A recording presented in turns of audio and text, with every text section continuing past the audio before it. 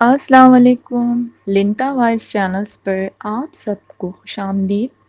آپ سب دوستوں سے گزارش ہے لنتا چینلز کو سبسکرائب ضرور کیجیے۔ آپ لوگوں کو میری کہانی پسند آئے تو اسے لائک کیجیے، سبسکرائب کیجیے اور شیئر کیجیے۔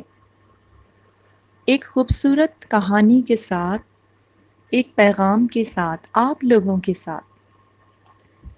بانجھ پن موضوع ہے آج کا۔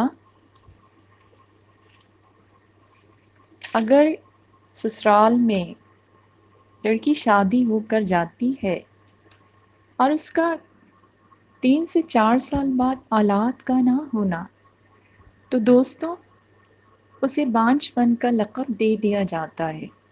ایک ایسی ہی کہانی بہت خوبصورت پیغام دیتی ہے ان تمام لوگوں کے لیے جو اس طرح کی رائے رکھتے ہیں۔ وہ بھی کسی کی بیٹی ہوتی ہے۔ اگر آپ کسی کو لے کر آتے ہیں اپنے گھر میں تو اسے اسی طرح کا مقام اور عزت دیجیے۔ ایک ایسی خوبصورت کہانی آپ کے ساتھ لے کر آئی ہوں۔ آپ لوگوں کو پسند آئے تو اسے ضرور سبسکرائب کیجیے، لائک کیجیے۔ عاشر اور رملہ کی کہانی شروع کرتے ہیں آپ کے ساتھ۔ عاشر اور رملہ آپس میں دونوں چچا تایا زاد کزن بچپن سے ہی ساتھ کھیلا کرتے تھے، اور کب نہ جانے کھیلتے کھیلتے ساتھ اسکول جاتے، پڑھتے لکھتے بڑے ہو گئے، اور آپس میں پڑوس میں ہی گھر تھا۔ تایا کا گھر بھی اور تائی کا بھی۔ اور میری تائی نے مجھے بچپن سے بہت پیار کیا۔ تائی کی کوئی بیٹی ہی نہ تھی، ایک اکلوتا عاشر۔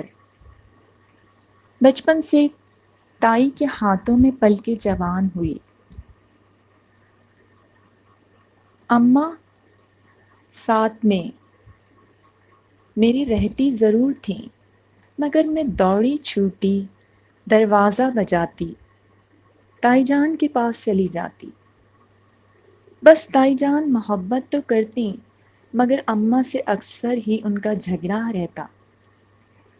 تھوڑی سی مزاج کی تائی جان کڑوی تھیں، مگر محبت سب سے کرتیں،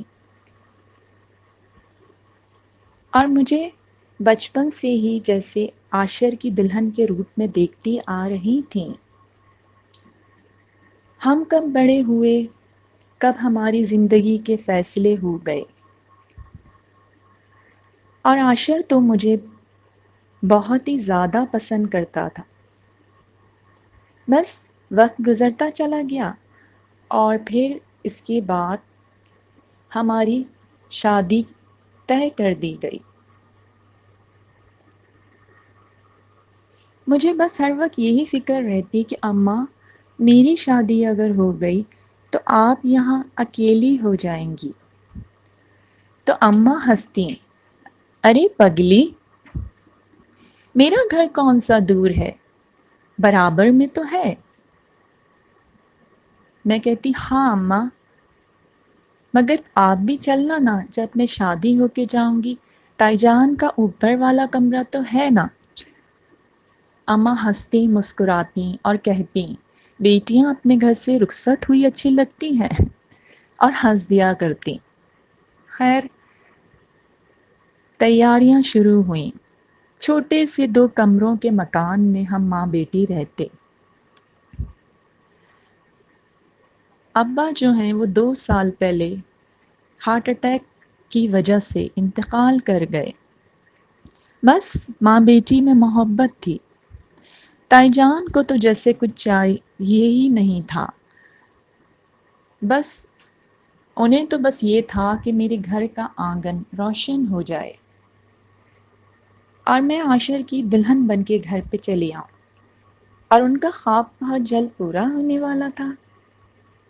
اور اماں دن پر دن یہ سوچتی تھیں میں شادی ہو کر جاؤں گی، اماں تنہا ہو جائیں گی۔ پھر اماں نے بھی اس تنہائی کے لیے کچھ سوچ ہی لیا تھا۔ اماں کی ایک دور دراز کی خالہ زاد کزن، اماں نے کہا کہ یہ 2 کمرے تو ہیں، ساجدہ کی حالات ٹھیک نہیں، کرائے کے مکان میں ہے، اس کی کوئی اولاد نہیں تھی۔ اماں نے کہا کہ میں رکھ لوں گی، اس طرح میرا دل بھی بہل جائے گا۔ اور یوں ساجدہ خالہ آ گئیں، شادی کی تیاریاں ہوئیں، اور بس المختصر خاندان کے لوگوں کو جمع کیا، اور بس اماں نے مجھے رخصت کر دیا۔ برابر میں ہی تو گھر تھا تائی کا، اور میں شادی ہو کر اس طرح عاشر کی زندگی میں آ گئی۔ تایا جان مجھے بہت چاہتے، بیٹیوں سے زیادہ۔ ایک بہو جو ہوتی ہے، انہوں نے کبھی بہو کہا ہی نہیں، بہت پیار کرتے، بہت محبت، کیونکہ ابا جان کی طرح لگتے تھے۔ عاشر بھی بہت محبت والا۔ 1 سال خوشی خوشی گزرا۔ اماں بھی آتی تھیں، ساجدہ خالہ بھی، گھر میں رونق ہی لگی رہتی تھی۔ ہر کام میں بھاگ کے دوڑ کے کیا کرتی تھی۔ تایا جان کے، تائی جان کے، پورے گھر کو ہی سنبھال لیا۔ تائی جان تو بس بیٹھ جاتی اور کہتی بس اب تو میری بیٹی آ گئی، خوش رہتی۔ بس سال گزرا، اور اس کے بعد انہوں نے یہ کہا کہ میرے آنگن میں ننھے پھول کھل جانا چاہیے۔ بس وہ ہر وقت ایک ہی بات کرتی، جسے سن کے مجھے تعجب ہوتا، یہ تو اللہ تعالیٰ کے ہاتھ میں ہے نا، اللہ تعالیٰ چاہے تو جہاں پھل دے دے۔ اور بس پھر وقت گزرتا ہی چلا گیا، سال، 2 سال، 3 سال، 4 سال بعد انہوں نے عاشرز کو کہنا شروع کر دیا کہ اب میں تمہاری شادی کرانے والی ہوں۔ روزانہ ہی گھر کا معمول تھا، جیسے جھگڑے۔ ہر طرح سے اماں مجھے لے گئیں، جا کر مجھے ڈاکٹر کے پاس۔ الحمدللہ ڈاکٹر نے کہا اللہ کے ہاتھ میں ہے، سب کچھ ٹھیک، اللہ جب چاہے پھل دے دے۔ میں مطمئن۔ اور بس تائی جان نے اس طرح کے جملے بولنا شروع کیے جو مجھ سے برداشت ہی نہیں ہوتے تھے۔ دن بہ دن عاشر کو بہکانا شروع کر دیا۔ عاشر مجھے بچپن سے ہی چاہتا تھا، وہ مجھے نہیں چھوڑنا چاہ رہا تھا، مگر تائی جان کا دباؤ گھر میں اتنا زیادہ تھا کہ انہوں نے اتنا بے بس کر دیا عاشر کو کہ عاشر مجبور ہو گیا۔ ایک طرف والدین اور ایک طرف اس کی محبت، مگر اس نے اپنے والدین کو اہمیت دی، کیونکہ تائی جان نے اس سے کہا اگر تم نے شادی نہ کی تو عاشر میں خود کو ختم کر لوں گی۔ 4 سال کا عرصہ بیت گیا، مجھے ننھے منھے پھولوں کی تلاش ہے، اور وہ بس اپنے پوتا پوتی کے روپ میں دیکھنا چاہتی تھیں۔ کچھ جھگڑے بڑھتے ہی چلے گئے، اور اس طرح ایک دن جنون میں آ کر تائی جان نے عاشر کو اتنا زیادہ بہکایا کہ عاشر نے مجھے چھوڑ دیا۔ اماں کی اتنی خراب حالت ہوئی میرے آنے کے بعد، اماں بیمار رہنے لگی۔ خاندان میں بھی کچھ لوگوں نے باتیں بنائی، مگر تائی جان پہ تو ایک بھوت سوار تھا عاشر کی شادی کرانے کا۔ اور پھر وقت گزر رہا تھا، عاشر کی انہوں نے 2-3 مہینے میں شادی کرا دی۔ ایک دن عاشر نے مجھے اتنا کہا تھا لاشیں کہاں زندہ ہوتی ہیں، میں تو ایک لاش ہوں، تمہارے جانے کے بعد اماں کو اس پہ پھول چڑھا لینے دو۔ جیسے میری بھی آنکھوں سے آنسو جاری تھے۔ کیونکہ ہم دونوں آپس میں کزن تھے، بچپن سے ساتھ کھیلے بڑے ہوئے۔ عاشر کی ایک شادی تائی جان نے کرائی، 2 سال بعد ایک اور شادی کرا دی، جیسے عاشر ایک زندہ لاش کی طرح ان کے ہر حکم کو مانتا ہی چلا گیا۔ عاشر کی انہوں نے ہر پار کر دی، ہر حد پار کرنے کے بعد انہوں نے عاشر کی تیسری شادی کرا دی، مگر اولاد نرینہ نہ ہوئی۔ اور ایک دن والدہ کی اتنی طبیعت خراب ہوئی، ساجدہ خالہ کے ساتھ میں انہیں لے کے گئی، انہیں ایڈمٹ کرا دیا۔ اماں کی حالت کچھ صحیح نہیں تھی، دل کے وال بھی تھوڑے ان کے 2 کام کرنا چھوڑ چکے تھے۔ بس وہاں میں جاتی تھی، علاج کرواتی تھی۔ نہ جانے مجھے نہیں پتا تھا کہ کب میں کسی کو پسند آ گئی۔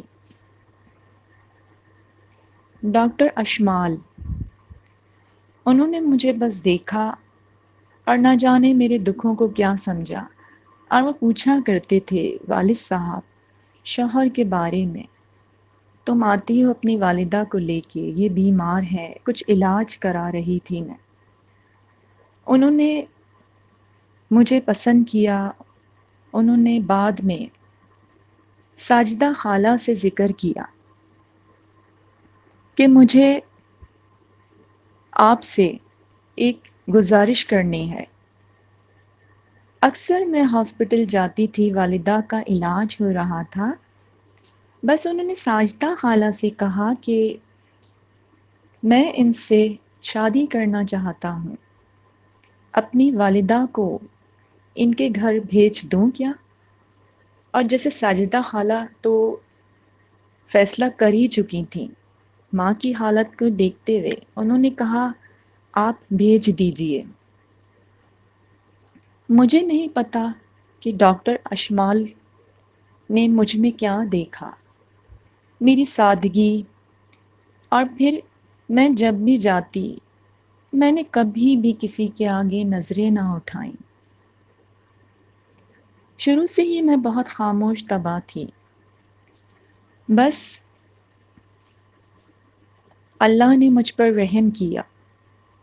عاشر تو مجھے خلا دے ہی چکا تھا، اور بس ماں کی علاج اور طبیعت صحیح ہونے کے بعد ڈاکٹر آشا، عاشر کی جو والدہ، بس میرے گھر رشتہ لے کر آ گئیں، اور بس کچھ ہی دنوں میں یہ رشتہ طے ہوا، اور سادگی سے انہوں نے میرا ہاتھ مانگا اور رخصت کر کے لے گئے۔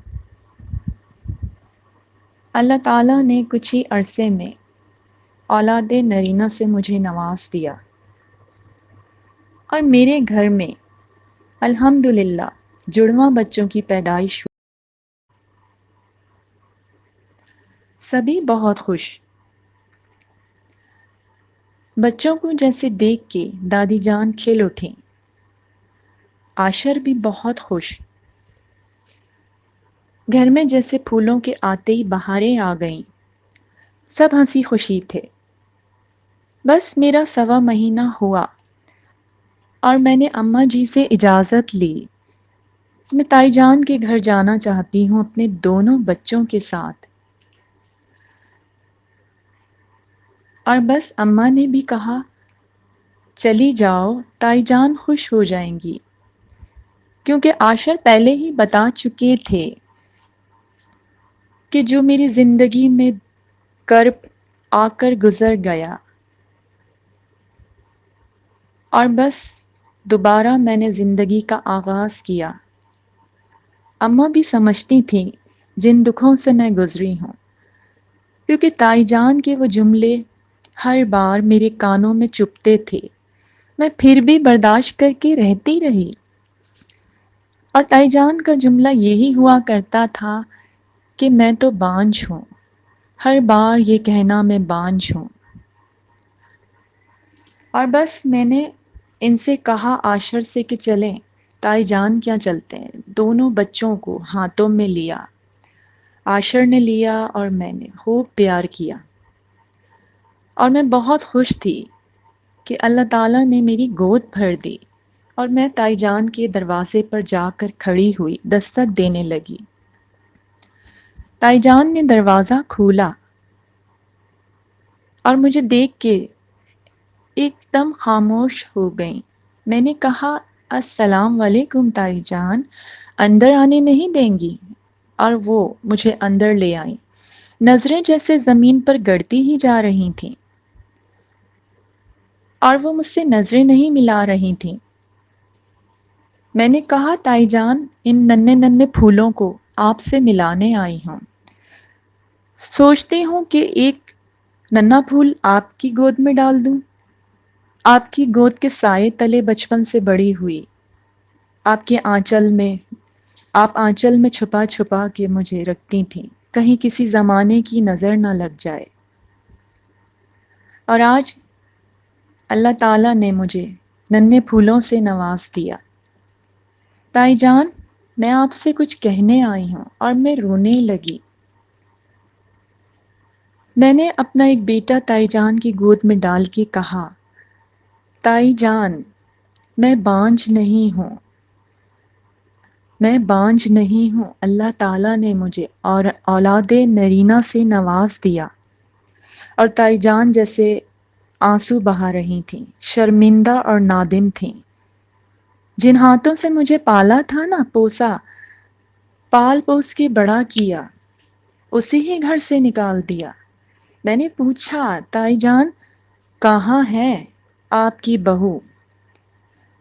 نہ جانے ان کے پاس میرے سوالوں کا کوئی جواب ہی نہ تھا، اور بس یہ کہہ کے میں چپ سی ہو گئی۔ بہویں تو جا چکی تھیں، عاشر دیکھ رہے تھے، اور وہ بھی محسوس کر رہے تھے، مگر میں اپنے آنسو پہنچ رہی تھی۔ اور بس تائی جان نے گلے لگا کے کہا کہ خدا مجھے معاف کر دے، میں نے اپنی چاند سی گڑیا کا دل دکھایا، شاید مجھے سزا مل رہی ہے۔